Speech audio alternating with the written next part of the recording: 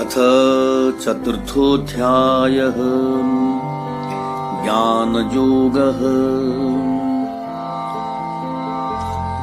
स्वयं हरि निजर आविर्भाव और तिरुभावर आविष्कार निमित्त तत्त्वमसि एही महावाक्यर अंतर्गत तत् ओ त्वं एही पदद्वयर सम्यक ज्ञान अवबोध पाई कर्मयोगर प्रशंसा करुछन्ति। श्री भगवानुवाच इमं विवस्वते योगं प्रोक्तवानहमव्ययम् विवस्वान्मनवे प्राह मनोरिक्वाकविब्रवीत्। परंपरा प्राप्त कर्मयोगर प्रशंसा करिया पाई श्री भगवान कहिले मु अति प्राचीन काल रे एही अक्षय योग सूर्य को कहिथिली। सूर्य निज पुत्र मनु को कहिथिले, मनु निज पुत्र इक्ष्वाकु को कहिथिले। एवं परंपरा प्राप्त मिमं राजर्षयो विदुं सकाले नेह महता योगो नष्टः परं तप। एहीपरि निमि प्रभृति राजर्षि माने पुरुषानुक्रमे उपदेश प्राप्त होई जाणुथिले। हे परंतप कालक्रमरे सेही योग एही लोकरे लोप पाइछि। स एवायं मया तेद्य योगः प्रोक्तः पुरातनः भक्तोऽसि मे सखा चेति रहस्यम हेतदुत्तमम्। तुमी मोर भक्त ओ सखा सेथिपाई एही से पुरातन योग तुमको आजि कहिली, काहेकि ना एहा अतीव गोपनीय अटे। अर्जुनोवाच अपरं भवतो जन्म परं जन्म विवस्वतः कथमेतद्विजानीयाम् त्वमादौ प्रोक्तवानिति। भगवानंकर सूर्यंकु योगोपदेश देवा असंभव मन करी अर्जुन कहिले आपणकर जन्म परे होईछि, सूर्यंकर जन्म पूर्वरु होईछि। अतएव आपण सूर्यंकु एही योग कहिथिले एहा मु किपरि जानिबी। श्री भगवानुवाच बहूनि मे व्यतीतानि जन्मानि तव चार्जुन तान्यहं वेद सर्वाणि न त्वं वेत्थ परं तप। अन्य अवतार रे उपदेश देछि एही अभिप्राय रे श्री भगवान कहिले हे परंतप अर्जुन तुम्हर मोहर बहुत जन्म अतीत होइछि। मोर ज्ञान शक्ति लोप पाए नाही बोली मु से सबु जाने, किंतु अविद्यारे आवृत्त बोली तुमे ताहा सबु जान नाही। अजोपि सन्नव्ययात्मां भूतानामीश्वरोऽपि सन् प्रकृतिं स्वामधिष्ठाय संभवाम्यात्ममाययाम्। तुमे अनादि तुमर जन्म केउठारे जे अविनाशी ताहार पुनर्जन्म किपरि। मोर बहुत जन्म अतीत हेलाणी बोली कहूच। तुमे पाप पुण्य विहीन ईश्वर तुमर जीवंक परी पुनः पुनः जन्म किपरि संभव। तेणु कहउचंती मु जदिच जन्म रहित अविनश्वर स्वभाव ओ भूत मानंकर ईश्वर कर्मर अधीनता शून्य तथापि निजर शुद्ध सत्व माया प्रकृति को आश्रय करी आत्म माया प्रभाव रे आविर्भूत होइथाए। यदा यदा हि धर्मस्य ग्लानिर्भवति भारत अभ्युत्थानमधर्मस्य तदात्मानं सृजाम्यहम्। केबे आविर्भूत हुए एथिपाई कहउचंती हे भारत जेतेबेले धर्मर हानि ओ अधर्मर प्रादुर्भाव हुए मु सही समय रे निश्चय आविर्भूत होइथाय। परित्राणाय साधूनां विनाशाय च दुष्कृतां धर्म संस्थापनार्थाय संभवामि युगे युगे। काहेकि आविर्भूत हुए एथिपाई कहउचंती स्वधर्म परायण साधु मानक रक्षा निमित्त दुर्वृत्त पापी मानक विनाश निमित्त एवं धर्म संस्थापन पाई मु जुगे जुगे अवतीर्ण हुए। या द्वारा भगवानंकर निष्ठुरता प्रकाश पाए नहीं। जेपरी बालकर लालन पालन रे मातार निष्ठुरता असंभव, सेपरी ईदृश दुष्ट निग्रहण रे गुण दोषर नियंता भगवानंकर करुणाहीनता असंभव अटे। जन्म कर्म च मे दिव्य मेवं जो वेति तत्त्वतः त्यक्त्वा देहं पुनर्जन्म नैति मामेति सोऽर्जुन। ईश्वरंकर एवं विध जन्म कर्मर ज्ञान फल कहउचंती हे अर्जुन, मोर एहिपरि स्वेच्छाकृत जन्म ओ अलौकिक धर्म पालन रूप कर्म स्वरूपतः परानुग्रहार्थ बोली जे जाने से देहाभिमान परित्याग पूर्वक पुनर्बार संसार प्राप्त हुई नहीं, परंतु से मोते प्राप्त हुई। वीतराग भय क्रोधा मन्मना मामुपाश्रिताः बहवो ज्ञान तपसा पूता मद्भावमागताः। तुमर जन्म कर्म जानिले तुमे किपरि मिलिबो? तार उत्तर रे कहउचंती विषयासक्ति भय ओ क्रोध रहित होई मोठारे एकाग्रचित्त ओ शरणागत एपरि अनेक व्यक्ति ज्ञान ओ तपस्या द्वारा पवित्र होई मो स्वरूप को प्राप्त होइथांती। ये यथा मां प्रपद्यन्ते तांस्तथैव भजाम्यहम् मम वर्त्मानुवर्तन्ते मनुष्याः पार्थ सर्वशः। तेबे कौन तुमठारे आत्मपर वैषम्य अछि? जेणु तुमर शरणागत लोक को आत्मभाव दियो, अन्य काहाको दियो नहीं। एहारी उत्तर रे कहउचंती हे पार्थ, सकाम भाव रे हेउ बा निष्काम भाव रे हेउ जेउमाने जे कोनोसी प्रकारे मते भजन करंती मु सेमानंकु तदनुरूप फलदान रे सही प्रकारे अनुग्रह करे। कारण मनुष्य माने जहा करंतु पछके सर्वतो भावरे मोर भजन मार्गर अनुसरण करंती। कांक्षन्तः कर्मणां सिद्धिं यजन्त इह देवताः क्षिप्रंहि मानुषे लोके सिद्धिर्भवति कर्मजाम्। तेबे मोक्ष प्राप्ति निमित्त समस्ते तुमको काहींकि भजन करुनाहांती?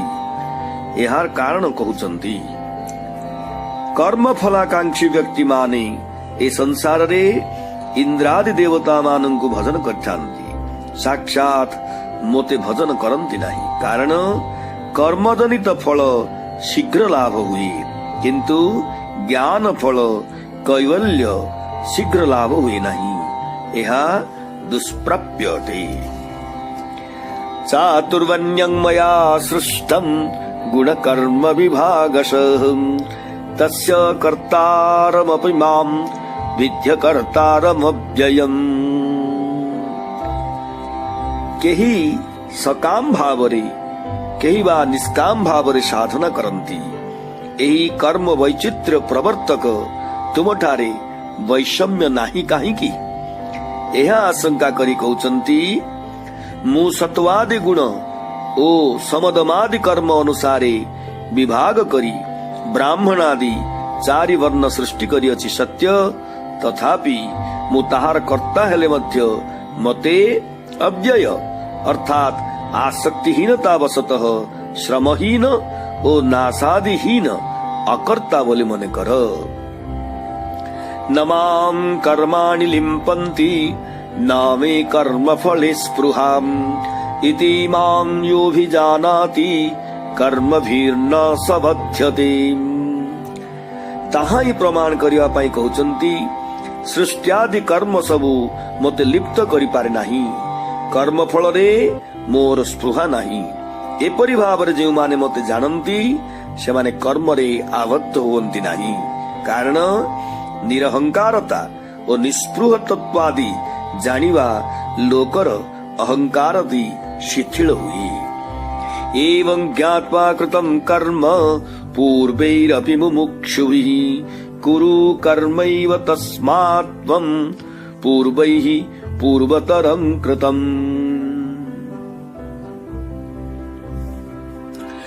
पूर्व कथित कर्मयोग स्मरण कराउछन्ति। जनकादि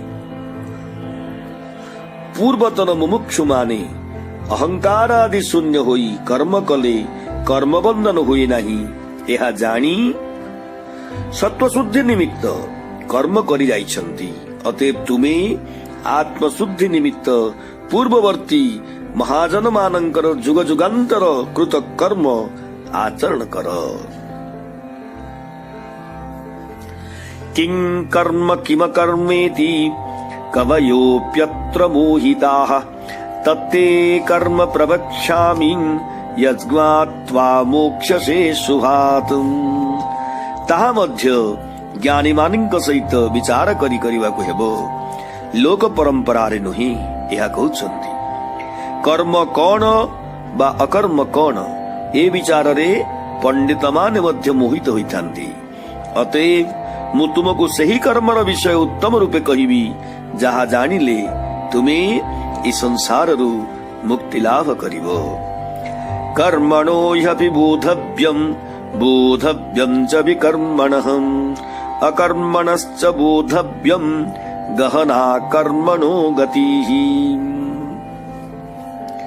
एही देहादि व्यापार कर्म लोक प्रसिद्ध आउ तद विपरीत अकर्म, तेबे ए विषय रे विवेकी माने मोहित हुअन्ति। ए कथा कहउछ कि काहीकि? एहारे उत्तर रे कहउछन्ति, शास्त्र विहित कर्मर ज्ञातव्य तत्व अछि, कर्म अर्थात विकर्मर ज्ञातव्य तत्व अछि, आउ अकर्मर अर्थात कर्म त्यागर ज्ञातव्य तत्व आदि अछि। कारण कर्म विकर्म और अकर्मर तत्व अति दुर्गेय अटे। कर्मण्य कर्मजः पश्येद कर्मणि च कर्मजः स बुद्धिमान् मनुष्येषु स युक्तः कृत्स्न कर्म कृतम्। एहा द्वारा कर्म मानंकर दुर्गेयत्व निर्देश करुछन्ति। जे कर्मरे अर्थात परमेश्वर आराधन रूप कर्म विषय रे ज्ञानोत्पादक हेतुरु बंधजनक नुहे बोली अकर्म यह कर्म नुहे एपरि देखन्ति बा मने करन्ति। जे अकर्म को अर्थात विहित कर्मर अकरण को यह प्रत्यवाय जनक तेणु बंध हेतु बोली कर्म यह कर्म एपरि मने करन्ति। मनुष्य मानंक मध्य रे से श्रेष्ठ अटंती। सही कर्म योग द्वारा ज्ञान लाभ हुए बोली से योगी आउ सही कर्म सबु कर्म विद्यमान थाए बोली से सर्व कर्मकारी अटंती। त्यक्त्वा कर्म फल संगम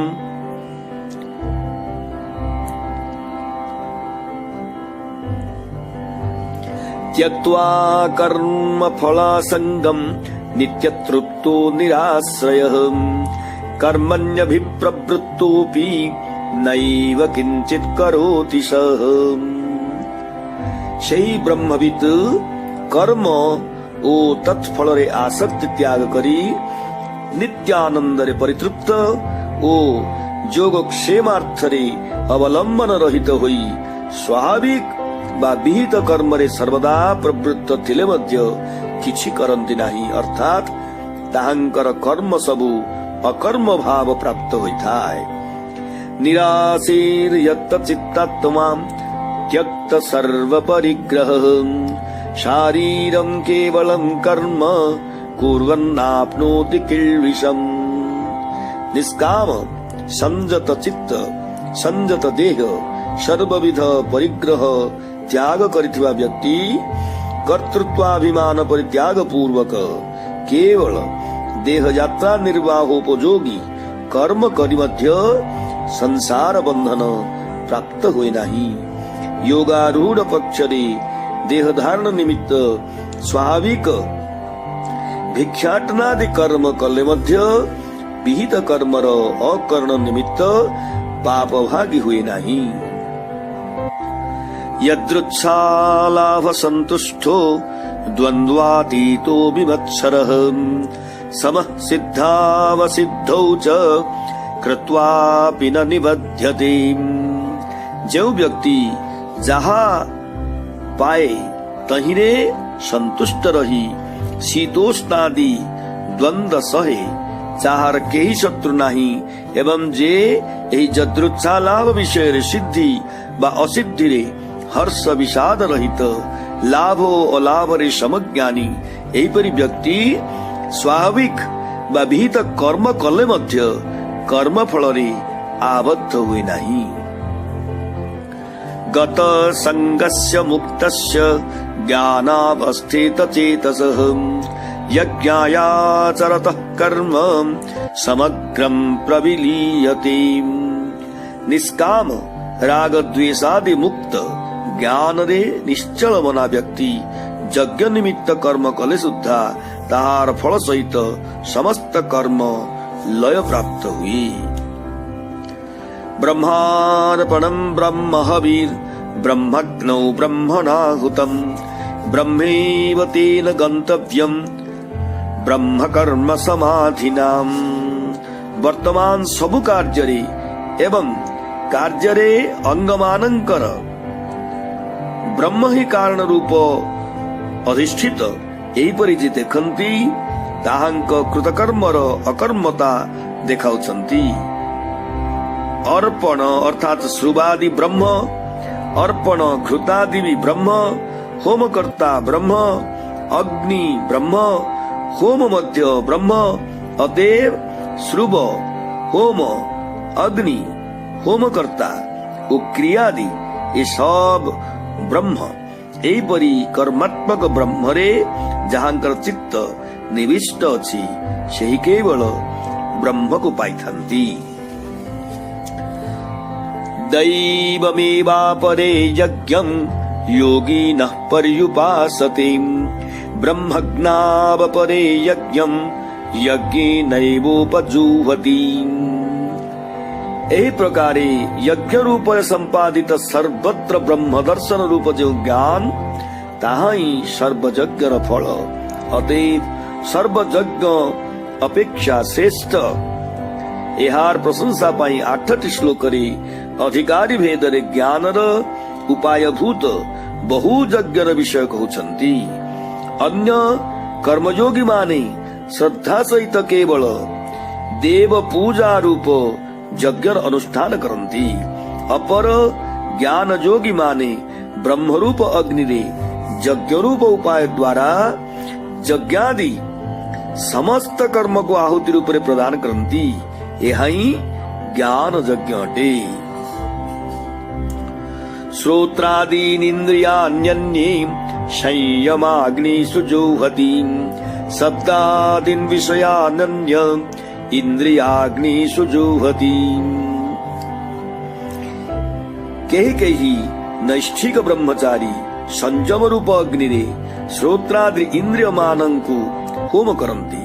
अर्थात सेमाने इंद्रिय मानंकु निरोध करी संयम प्रधान होई अवस्थान करंती। केही गृहस्थ इंद्रिय रूप अग्नि रे शब्दादि विषय समूह निक्षेप करंती। अनासक्त होई विषय सबु भोग करंती। सर्वाणीन्द्रिय कर्माणि प्राण कर्माणि चापरे आत्म संयम योगाग्नौ जुह्वति ज्ञान दीपिते। केही ध्यान निष्ठ ज्ञानी ध्येय विषय द्वारा प्रदीप्त आत्म संयम रूप होमाग्नि रे इंद्रिय कर्म और प्राण कर्म आहुति रूप रे प्रदान करंती। ध्यान रूप प्रज्वलित ज्ञान दीप द्वारा ध्येय ब्रह्म को सम्यक रूप रे जानी सेथिरे मन को संजत करी सबु कर्मरु उपरत हुअंती।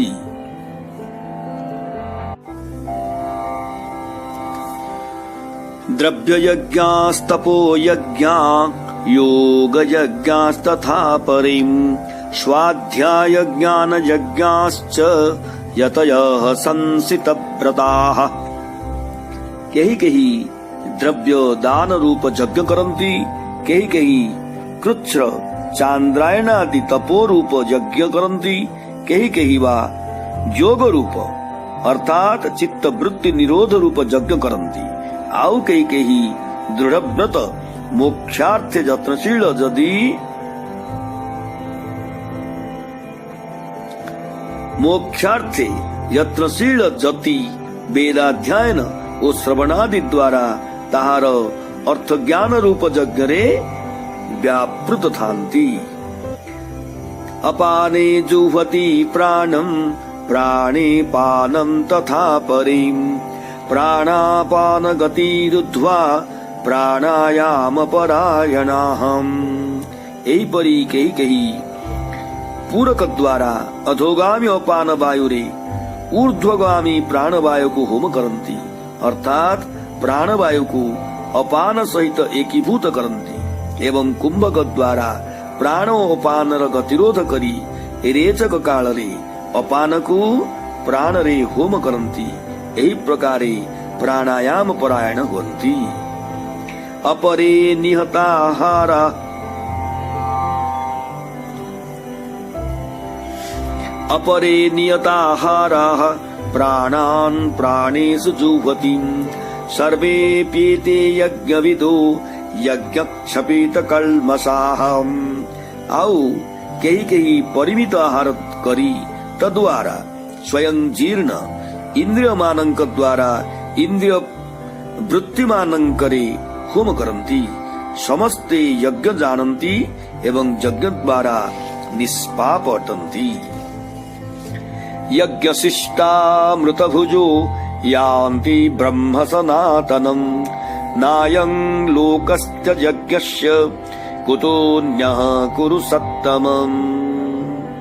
यज्ञर अवशिष्ट अमृत तुल्य अन्न भोजन करिवा व्यक्ति ज्ञान द्वारा सनातन ब्रह्म को प्राप्त हुन्ति। हे कुरुश्रेष्ठ, यज्ञ न करिवा लोक पाई एही अल्प सुखप्रद मनुष्य लोक मध्य नुहे आउ बहु सुखमय परलोक वा केउठी हेब। अतएव यज्ञ अवश्य कर्तव्य। एवं बहुविधा यज्ञा वितता ब्रह्मणो मुखी कर्मजान् विद्धितान् सर्वा नेवं ज्ञात्वा विमोक्ष्यसे। ज्ञान यज्ञर प्रशंसा निमन्ते पूर्वोक्त यज्ञ गुड़िकर उपसंहार करुछन्ति। एहिपरि वेदरे अनेक प्रकार यज्ञ विस्तारित रूपे वर्णित होइछि। मात्र से समस्त को कर्मजनित अर्थात वाक्य मन वा शरीर कर्मजनित सुतराम आत्मस्वरूप संस्पर्श रहित बोली जानिबो। ए प्रकार जानिले ज्ञाननिष्ठ होई संसार बंधनरु मुक्ति लाभ करिबो। श्रेयान् द्रव्यमया यज्ञात् ज्ञान यज्ञः परं तपम् सर्वं कर्माखिलं पार्थ ज्ञाने परिसमाप्यते। कर्म यज्ञ अपेक्षा ज्ञान यज्ञ श्रेष्ठ बोली कहउछन्ति। हे पार्थ, द्रव्यमय यज्ञ अर्थात आत्म व्यापारहीन दैवादि यज्ञ अपेक्षा ज्ञान यज्ञ श्रेष्ठ। जेहेतु फल सहित समुदाय वेद स्मृति व लौकिक कर्म ज्ञान रे ही समाप्त हुए। तद्विद्धि प्रणिपातेन परिप्रश्नेन सेवयाम् उपदेक्ष्यन्ति ते ज्ञानं ज्ञानिनः तत्त्वदर्शिनः। ईदृश आत्मज्ञान लाभर उपाय कहउछन्ति। प्रणाम ओ सेवा द्वारा संतुष्ट करी उपयुक्त प्रश्न द्वारा से ज्ञान जानिवाको यत्न कर। तेबे तत्वदर्शी ज्ञानी माने तुमको ताहा उपदेश देवे। यज्ञात्वा न पुनर्मोह मेवं यास्यसि पाण्डव येन भूतान्यशेषेण द्रक्ष्यस्यात्मन्यथो मयि। ज्ञान फल 3.5 श्लोक कहउछंती हे पांडव जो ज्ञान को जानिले तुम्हें पुनर्बार यही बंधु बधादि निमित्त मोह प्राप्त हेब नाही एवं जहा द्वारा समस्त प्राणी को संपूर्ण रूपे निज आत्मा रे एवं तत्परे मोठारे अर्थात परमात्मा ठारे अभिन्न भाव रे दर्शन करिव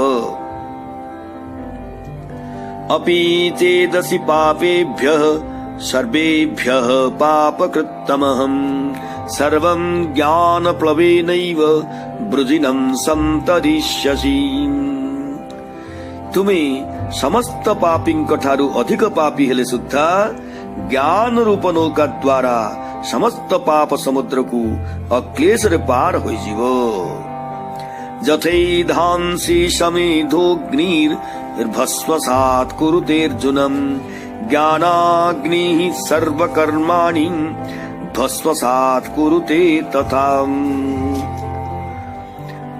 तत्व ज्ञान द्वारा पाप समुद्र अतिक्रम करा जाए सत किंतु सेथिरे तो ताहार नाश हुए नाही एही भ्रांति दूर करिवा पाई दृष्टांत देई कहउछंती हे अर्जुन जेपरि प्रज्वलित अग्नि काष्ठ मानंकु भस्म करे सेहीपरि ज्ञानाग्नि प्रारब्ध कर्म फल व्यतीत समुदाय कर्म को भस्मीभूत करे नहि ज्ञानेन सदृशं पवित्रमिह विद्यते तत् स्वयं योग संसिद्धः कालेनात्मनि बिंदति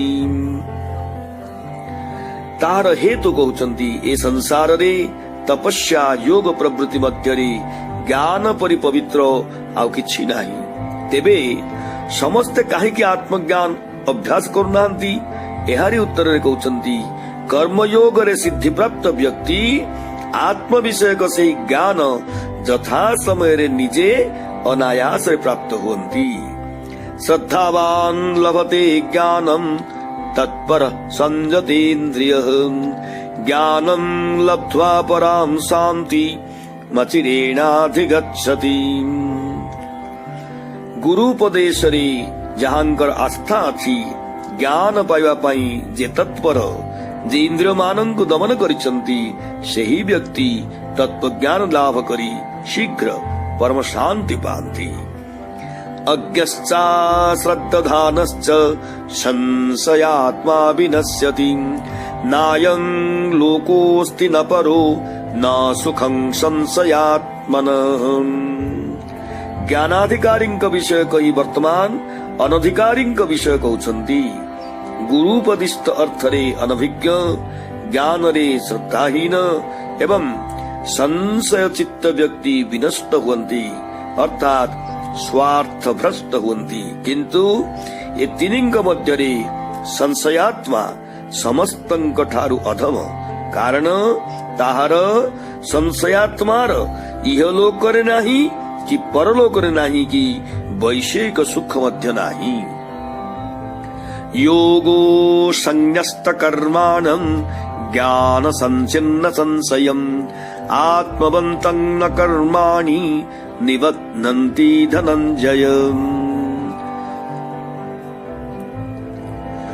2 अध्याय रे कुहाଯାଇଥିବା कर्म ज्ञान एही विविध ब्रह्मनिष्ठार उपसंहार करुछंती हे धनंजय जे जोग द्वारा परमेश्वरंक ठारे समस्त कर्म अर्पण करिसंती जे ज्ञान द्वारा समस्त संशय चूर्ण करिसंती एही परि आत्मवान अप्रमत्त व्यक्ति को कर्म फल आबद्ध करि पारे नाही तस्माद् ज्ञान संभूतं हृत्स्थं ज्ञानासिनत्वनः चित्वैनं संशयं योग मातिष्ठोतिष्ठ भारत अतएव हे भारत हृदय स्थित अविवेक जात निजर एही संशय को ज्ञान रूप खड्ग द्वारा छेदन करी कर्म योग आश्रय कर एवं युद्ध पाई प्रस्तुत हुओ हरि ओम तत्सदिति श्रीमद्भगवद्गीतासु उपनिषत्सु ब्रह्म विद्यायां योग शास्त्रे श्री कृष्णार्जुन संवादे ज्ञान योग नाम चतुर्थोऽध्यायः।